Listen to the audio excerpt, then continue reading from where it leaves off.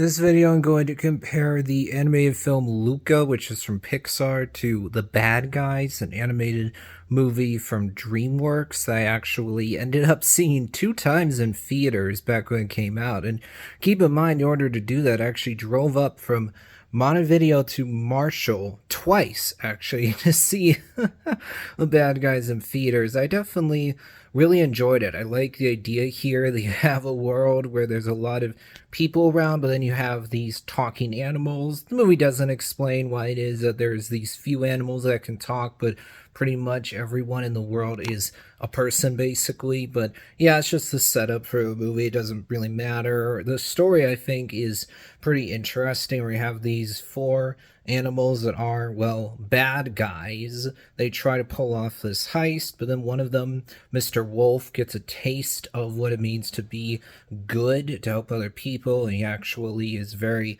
excited about that, because just hearing someone say you were good makes him feel happy, which he didn't think was possible. And then he and the other three bad guys get busted, but then they basically trick everyone into thinking that they want to change their ways, they want to reform. At first, it's all just a big con, but then Mr. Wolf starts to like more and more this idea of being good, while Mr. Snake is very much resistant to the idea of being good. He doesn't think they need to change anything. And also, he's really unhappy with Mr. Wolf due to the fact that in his mind, Mr. Wolf ruined everything because Wolf got them all caught and thus thrown in jail. You also learn during the movie this lady, Diane Foxington, who's the mayor, is actually a former criminal herself who gave up that life, but she actually proves herself to be very talented. And then at the end of the movie, Mr. Snake actually, as it turns out, goes undercover in order to defeat the villain. You also have this twist in the movie about this animal who everyone thinks of as good. They all really look up to him because he does all these apparently really kind things. I'm trying to remember what that guy's name is, but the point is, everyone thinks of him as a good guy, and then it's revealed, oh, no, he's actually the ultimate villain. He's more of a villain than our bad guys actually are. And thus, by the end, Mr. Snake actually gets in with him in order to take this guy down from the inside. By the end of the movie, he is indeed busted. Also, by the end of the movie, our main four bad guys finally actually take responsibility for their actions, turn themselves in, and then right when you get to the final scene, you learn that, oh, actually, they did go to jail, but they got let off because of good behavior, and thus they are out there now.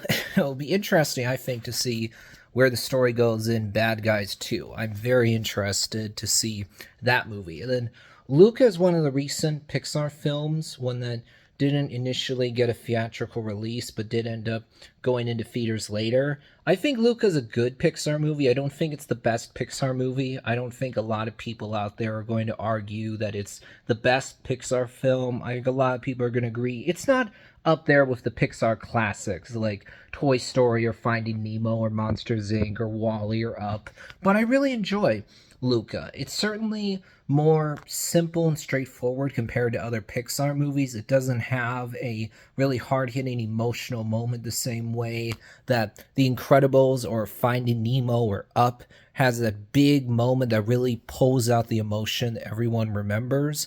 In the case of Luca, you have characters that absolutely do grow and change throughout the runtime, so there's some emotion, but it's definitely not the same as the opening 10 minutes of Up, for example, which just hits so hard. It's incredibly emotional. The score is fantastic. Luca doesn't have a moment like that. And also, you don't really have a villain in Luca. You have antagonists. You have, well, one character who's a bully. He's not evil. You're just like, yeah, he's a jerk. And then by the end, he gets his comeuppance. So he's an antagonist, but not actually a villain. Also, by the end of the movie, it is heartwarming that Luca's parents see that, oh, actually, there are humans who will accept us. It's not that every single one of them wants to be our friend, but we know the humans who are cool with us, who want to be our friends, and thus we're fine with Luca going to the surface. In fact, by the end of the movie, Luca's parents actually allow Luca to go to school, which is pretty heartwarming because you're like,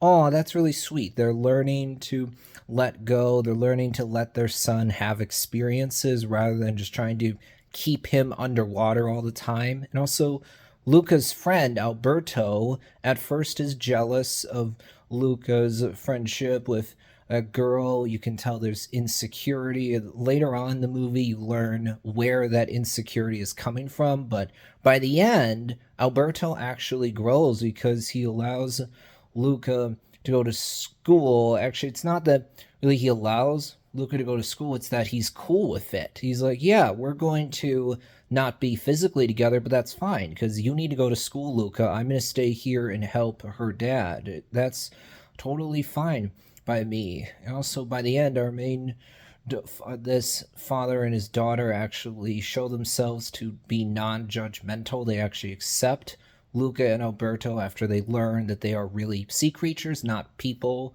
That's really nice. I like the way Luca looks. I mean, story and characters work. It's just, not up there with the top Pixar movies. Between Luca and the bad guys, I'm gonna have to go with the bad guys, just because I saw it in theaters twice, so I have more of a connection to it. There's more nostalgia. There's more nostalgia there for that reason. So I prefer the bad guys, but I really enjoy Luca as well. That'll wrap things up for this video.